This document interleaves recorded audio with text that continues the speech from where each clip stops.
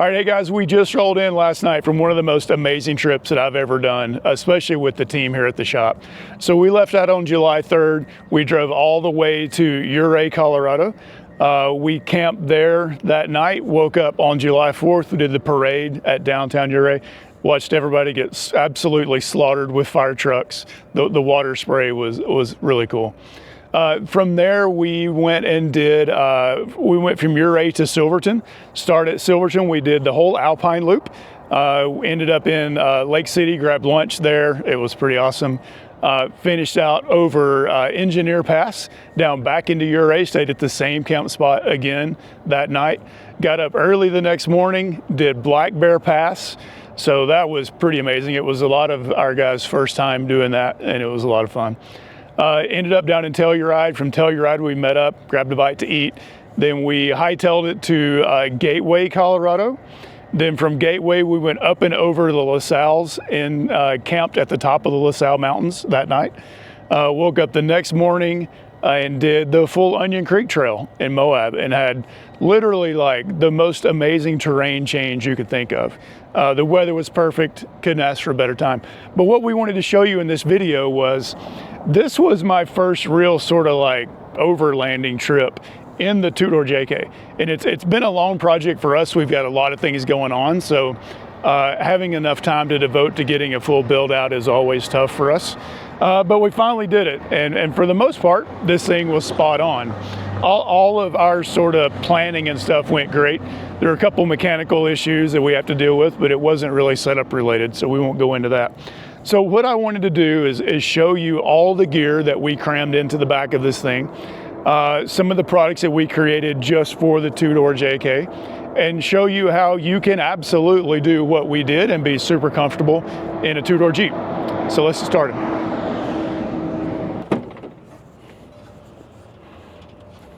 So there's a few of the things that you're not going to see in here. I unpacked all the food last night. We don't leave food in the coolers overnight. I also took out our personal stuff. So I had a duffel bag. That duffel bag lived behind the seat.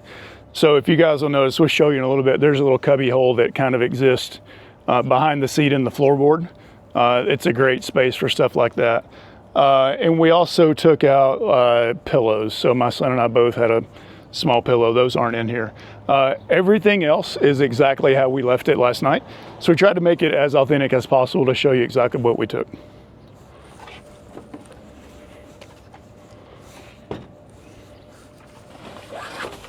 These are folding chairs. There's two of those. Jacket, sleeping pad. These are little 1 pound propane bottles. When it's just, you know, me and my son or me and my wife, this is generally all that we take. I like to take the least amount of gear possible, so the smaller tank works out really well. These are refillable. I think Ignic has one of these now as well. And we just build this little bracket to put on it so it doesn't roll around on the shelf and stuff like that. All right, one thing that was sort of a non-intentional part of the design of this, this is what we call the two-door JK Overland shelf. It's intentionally designed to have no seats in the back, and you can't put them back in because it takes up that space. The way this thing mounts, it mounts on top of the flange where the hardtop connects to the body. And that unintentionally created a really nice storage space on the side of the vehicle. So we ended up putting a lot of stuff over here on the sides, kept it really secure and really easy to get to. So that worked out really well. All right, of course we had 2 sleeping bags. This was the other sleeping mat. Start doing our pack out stuff now. So this is the recovery gear that we normally take. This vehicle does have a winch, so we have that accounted for as well. These are our small hand tools. A lot of times this is enough to take care of basic electrical needs and small fasteners and that type of thing. So now we're going to pull out the Dometic Go jug. So this is 2 gallons of water, which we used almost 0 of. I think literally we brushed our teeth with it and that was about it. But this guy is part of our Dometic system, Dometic Go system. So bracket here holds the Dometic Go faucet that's plumbed in with what we call a Dometic Go remote kit, which is basically a long piece of hose, clips here to hold the hose. Paper towel holder. I did not put this on the glass.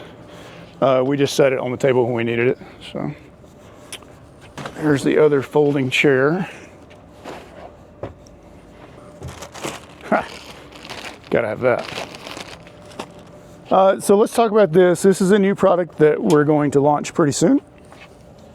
So this is basically a riser kit that goes down below our normal fridge slide.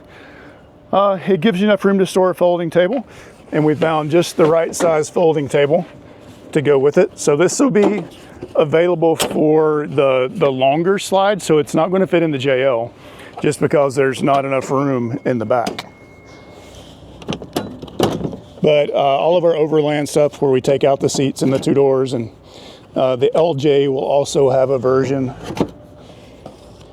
And then of course the larger Toyota lineup will all have the same table option.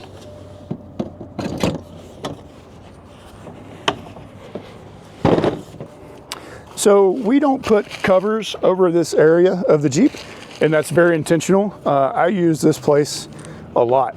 It's just easy access, nothing moves around. It's a great place to store things you need to get access to quickly. So we do trash bags. We use Ziplocs for like any extra food that we cook that we might want to eat the next day. Goes in Ziploc into the fridge. Of course, microfibers. All right, so let's pull this guy out here. So this is our new sort of ultralight line of slides. We use a lighter weight slide rated at 240 pounds. But still has a lifetime warranty. So we're pretty excited about these. They're not available quite yet, but give me a couple weeks. I think they're pretty close. So this back one I just strapped down, and you'll see why in a minute. I'll show you that. This box here has most of our camera accessories.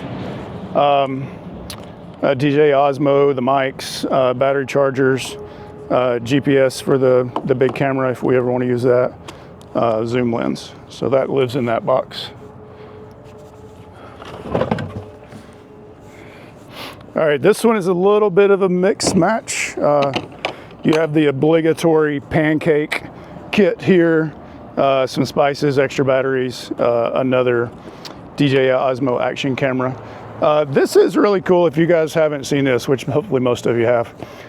This is just something you buy like at a normal store. I drew a line here, like that's how much pancake mix we want to put in it. Just add water, you can shake it up, and you can even leave pancake mix in this for a little while, unlike having to clean a bowl out or something like that. So this actually works out really well. And then we got these little guys here. We label all of our spices so that they're easy to find, and you don't have to take a giant thing of spices everywhere you go. All right, let's see. All right, so this one has some of our, I'd say some of our tool type needs. We take a Milwaukee battery charger. This is actually a plug for the battery that we brought with us this time. That's just a charger for the handheld radios. Take a Milwaukee area light. Of course, we got brake fluid because we break things. Gloves. Meat sticks go in that box for some reason. I don't know why. Of course, there's zip ties. Thing of engine oil. Tire repair kit. I don't know what that is. We found that on the trail. I think we'll make a cool hammer out of it. Should be fun. Just a little bit of rope. Here's one of our toe straps. Of course, duct tape. Tree saver from Factor 55. Gorilla tape wrapper. Oh man, I was looking for those. That is not where I thought those were at. This guy's pretty cool. He's a USB charger for the batteries, so that's pretty nice. Plug your phone in, that type of thing. And then we do just like a little limb saw from Cobalt, so that comes in pretty handy sometimes. All right, so that's all of that junk. Let me throw that away. I'll get that later. So let's talk about this. This is, I guess we're calling this some type of a riser, pack-out drawer riser. But the idea is you can use Milwaukee's Packout drawer system because we raise it up and over the edges of the slide. So that does a few things for us. One, we get to use this sweet set of drawers. So what I like about these, they're plastic, so they don't make a lot of noise, they're lightweight, they're super inexpensive, relatively. I think sub $200 depending on which version you get. But a lot of functionality, and works out pretty well. I don't like it as well as I like the full drawers, because if you think about how this thing's laid out in the Jeep, you have to pull this all the way out to open the drawers. So I was doing a lot of like sliding in, sliding out. So I definitely preferred the drawer system better. It will be a little more expensive. It may be slightly heavier, but the convenience is worth it in my opinion. So we will be developing our sort of ultralight drawers in probably 6 and 4 inch pretty soon. So we'll have those out. Let's see, I'm gonna run out of room. I might need some more tables. All right, so I wash dishes a little weird. I don't like to take a ton of water with me. And what I do take, apparently we don't use that anyway. So this is just a spray bottle. I think it's actually like a Salon bottle or something. So it actually lets you pressurize it pretty well. So this is just water, and then we carry like biodegradable soap. So if we do have to wash dishes like on the grass, you're not worried about killing the grass and everything. So these two work hand in hand, and it cleans the dishes pretty easily. I take like the bare minimum pans. These guys I've had for years and years. They've been awesome. We put drawer liner in between them so they don't make a lot of noise inside the drawers. Cooking spray, cayenne, everything gets cayenne for some reason. I don't know why. This is just a silverware roll that I've had for years. You can find those anywhere online. So you gotta have that. I use these spatulas, and I thought more people knew about this, but I guess they don't. So these are wood, so they're not going to scratch your nonstick pans. They also weigh nothing, and there's no concerns about eating with plastic. Like I know there's a lot of recent concerns about that. You can get these online anywhere as well, but wooden spatulas are cool. This is really the only cutting knife that I take for cooking. It has a sharpener built into it that seems to be not completely terrible, so that's okay.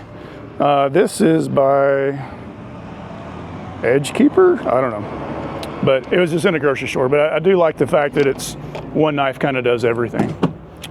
So this is a tortilla warmer that works really well for holding our plates. So we take 4 stainless steel plates with us. If 5 people show up, you're not going to have a plate. We're only taking 4. So be prepared. This is the light that we hang from the inside the tent. So it's kind of like a little rechargeable lantern that works really well. Lighter when the stove doesn't want to light itself. Bag of rubber bands, we use those for everything. Bag of drink mix, so we don't have to take a bunch of different types of sodas or juices or anything like that. We just do bottled water all the time. Dude wipes, if you don't know what these are for, you should go camping more. So let's see, that's the case for the, let's talk about that. So this is a new thing that I tried for this trip. And I've had a few different versions of this concept. This is a DC water heater would be the best way to say it. But I got it for coffee because, man, like making coffee, as much as I do like to drink coffee in the morning, it makes such a mess when you're out camping. And I hate anything that creates trash or garbage or anything you have to manage throughout the day and try not to spill in the back of your vehicle and things like that. So this is literally, you plug it into a DC outlet and it's absolutely amazing. We'll put the link down below. It's just one I found off of Amazon, but very happy with it. I'll probably buy a couple more of these actually. And it worked great. We just throw instant coffee mix into it and some creamer, good to go. But I really like these. And this was the case that it came in. I was washing it last night, so it was out. Of course, if you drive a Jeep, you need a code reader. So that guy goes in there. These are extensions for the propane stove and the connector for that. Let's see. Oh, this is the instant coffee. So this is Death Wish coffee. It's pretty awesome. Then we take the little driver from Milwaukee. And these are just extra microfibers. These guys actually screw into our shelves. So that's what goes into the top that we use for tie down loops. It's also what screws in to the side of the slides here. So if you guys see us tying down things from the sides, that's what goes into there. We just have a nut under the bottom. Works out great. So I just brought some extras in case our tie down needs changed when we were out on the trail. So that's what lives in the drawer system. The other cool thing that happened when we raised the drawer system up, it created this little void of space under here. And you guys have probably heard me talk about it before. I don't like to do what we call orphaning space, meaning by a side effect of us creating something, we've made some space inaccessible. And I really hate that. In these smaller vehicles, it's super important to use all the space that you can. So what happened in here is we created this little void, and it just so happened to be perfect for our GSI stove. So we put felt and stuff under it so the stove slides in and out easily. But this is what we cook on. So it's just a dual burner GSI Pinnacle stove. And I've had it for a long time, and it's obviously not clean since we used it all weekend, but it works great. It's a little heavier than I wish it was, but I think that's fine for the performance you get out of it. So that guy lives there under our riser for the Packout drawers. And I've got little rubber foam pads on all four corners, so if it ever does move around, it doesn't make any clanking noises in the back, so that worked out well. All right, next up, let's slide this guy out. All right, so this is like the fridge that started the whole company. So I bought this thing like 8 years ago, I guess. Went to mount it inside the JL and realized that the tie downs had to be like in the worst possible spot. So it's kind of cool that this one is still with the company and making its rounds. It's just a 35-liter ARB original fridge. I don't know what they're even called. 35-liter fridge, I guess. But this is the same slide that we have here. And on the back here, I mounted our M18 inflator bracket. So it's just bolted to the slide. Works out pretty well. Very happy with that. And then in our pouch over here, we keep our deflator tool. So that's the digital deflator from ARB. Those things are awesome. And we keep our little open-ended wrench for the max tracks in case we ever want to pull those off. This makes it pretty easy. So let's get this out over here. So I was mentioning earlier that we have these little cubby holes that exist behind the seats. We'll pull that stuff out now. So earlier we also mentioned the space created by the Overland shelf. My backpack, which I still had to do all of our sort of social posting and stuff from the trail. So that stuff goes here. Perfect spot for it there. It keeps anything from falling on top of it, so it's kind of protected space. But that guy lived there as well. You have a JK, you have to take antifreeze. It's just a law. And then we carry this giant tool roll, which is super heavy. So this guy has all of our larger tools that we need for any trail repairs or anything like that. So, and this is made by a really cool American company called Atlas 46. Those guys are awesome. They make super high quality parts. A lot of tool rolls, a lot of bags, that type of thing. So yeah, that's sort of some of our heavier duty tools.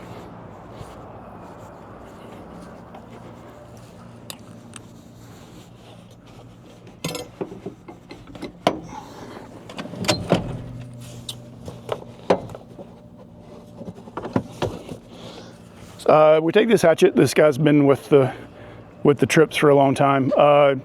Hammer and tent stakes, and obviously splitting firewood for fire. So anything that we can take that does double duty, we try to do that.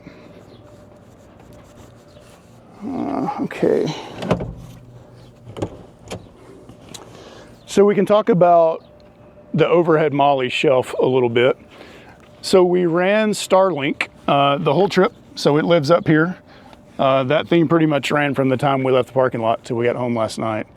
We also have our Icom 5100 radio display and the radio mounted to the top. And the reason I like that puts the head unit right above your head. So the speaker is super easy to hear. We do the Wolfbox rearview mirror cam. That works out pretty well.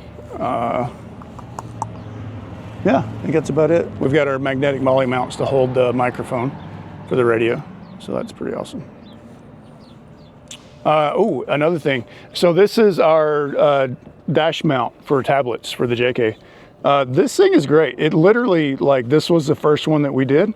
It's held on with double-sided tape. It's been on there for about 2 years, year and a half.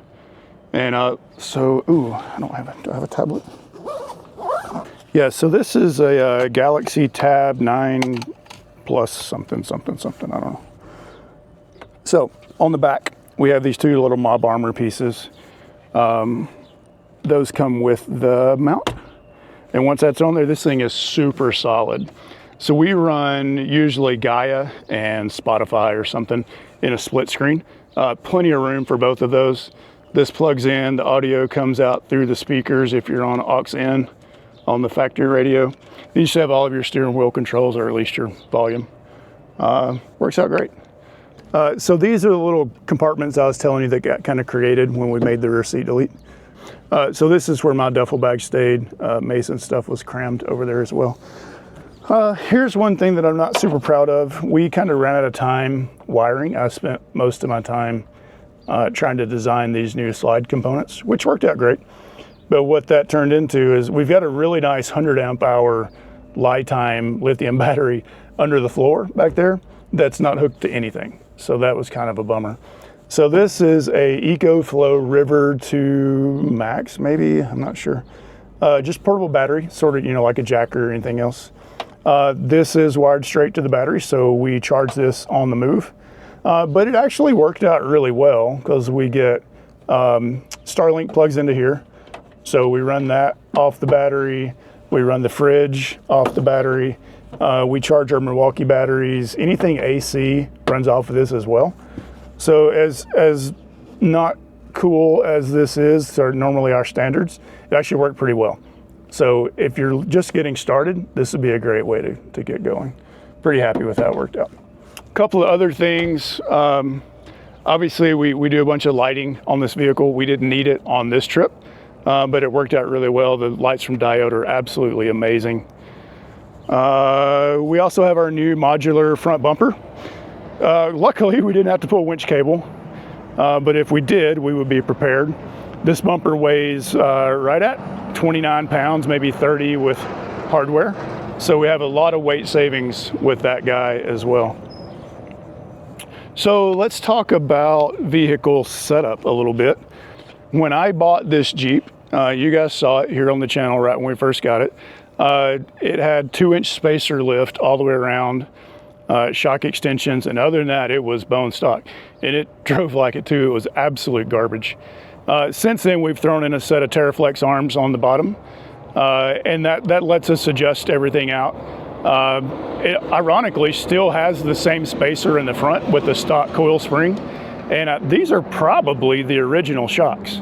So this Jeep turned over 200,000 miles in Moab on this trip. So I'm imagining they're original shocks. They might not be, I don't know, but they're not great. But this thing performed absolutely flawless on the trail.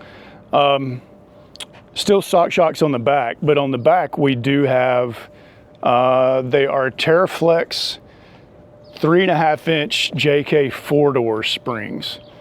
So this gave us a little bit of extra capability and a little bit of extra length than what we had on it initially. If you notice from the earlier videos, it sort of had a gangster sag in the back, which we got rid of that. But we also added a bunch of weight to the back, so it was really nice to add that spring. Not changing anything on this setup, except possibly may throw a set of Falcon shocks on it just for the adjustability.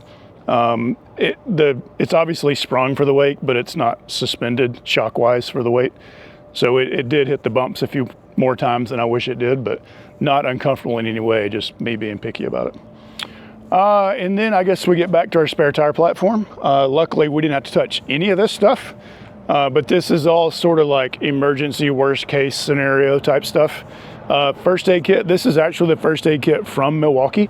You can buy this. We sell the label just so that it's super obvious to anybody that walks by, this is first aid if you need it. This is our Trax rack.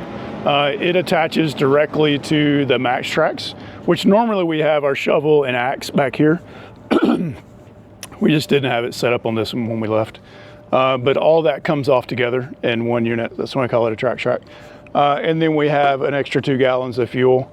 over here on the right. So we were never very far from a fuel station on this trip. So I just left that on there just in case we decided to change plans and go somewhere else. At that point, we would have filled it up, but it stayed empty the whole time, thankfully. And yeah, that's about it.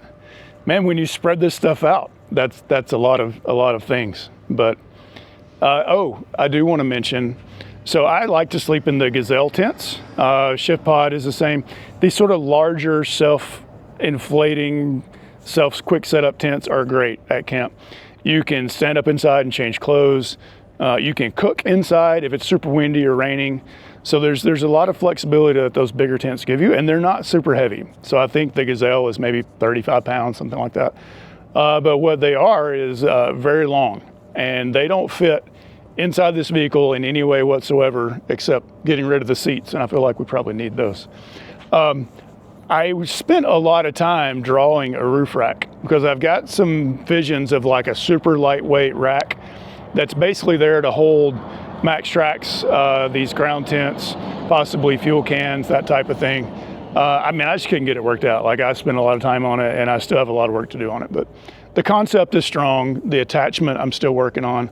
But I stared at it a lot on this trip, and I think I've got it figured out. So stay tuned for that coming soon. But at that point, we'll put the Gazelle on top, and we may even move some of this stuff off. Anytime we can free up weight off the back tire, I want to do that.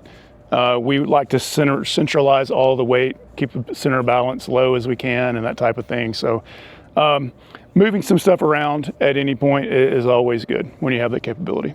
So I do keep the cutting board here. This works out pretty well.